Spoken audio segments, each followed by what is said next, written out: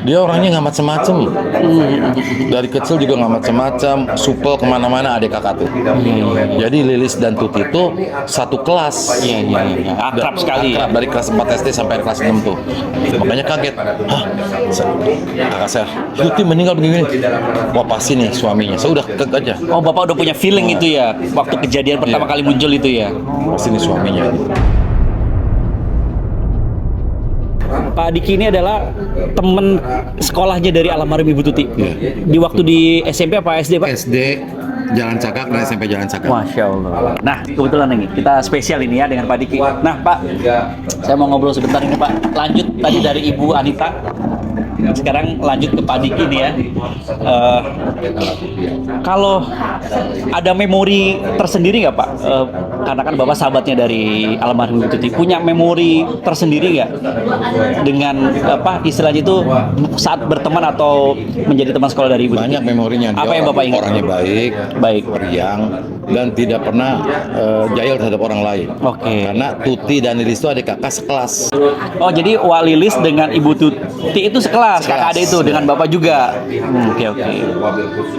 Selama di sekolahan dia baik orangnya. Iya. Dan kakaknya Lilis juga semuanya gaul lah di dalam sekolah itu. Dan mereka juga, terutama Lilis kakaknya itu kayak tomboy. Oh. Dia tuh suka membawa atas nama sekolah untuk olahraga. Oh, Lilis tuh. Lilis dan Ibu Tuti itu juga. Yang infonya katanya mereka senang main volley, bener nggak? Iya, dua-duanya. Oh, dua-duanya. Pemain volley. Berarti dari SD SMP itu kelihatan memang suka kelihatan, olahraganya. iya. Oh, iya. Dan dia itu, saya juga dengan keluarganya, dengan kakaknya yang perempuan, Wayeti sama kakaknya yang laki-laki, Oh iya, ada yang laki-laki ya, Pak ya?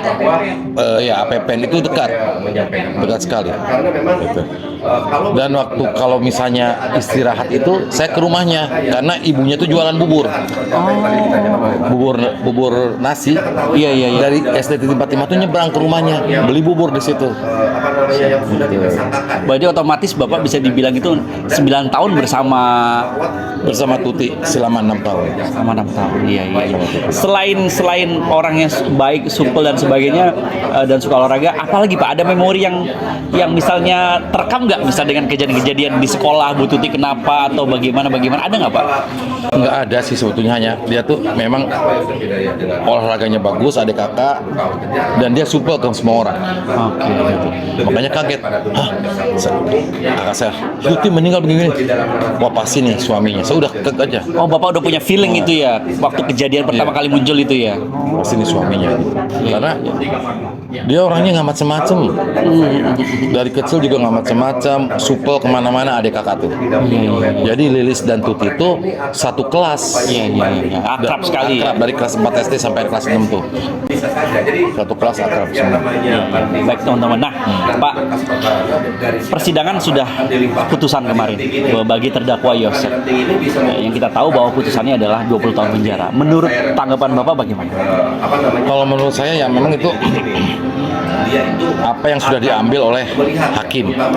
Tapi kenapa kok cuma 20 tahun? Kenapa nggak seumur hidup? Nyawa dua loh yang diambil sama dia. Nggak sebanding. Ya harusnya seumur hidup aja udah.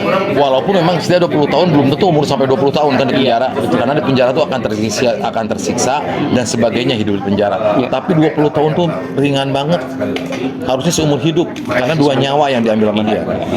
Berarti memang banyak sekali, bukan hanya Bapak, banyak juga di luar sana netizen juga yang mengatakan adalah sama, tidak puas dengan keputusan hakim. Tapi mau gimana pun kita tetap harus tunduk dengan putusan hakim ini, Pak ya. Iya, mau nggak mau. Nah, Karena kalau dengan Danu sendiri, Pak, kan hari ini kan kita akan mengikuti sidangnya Ramdhanu.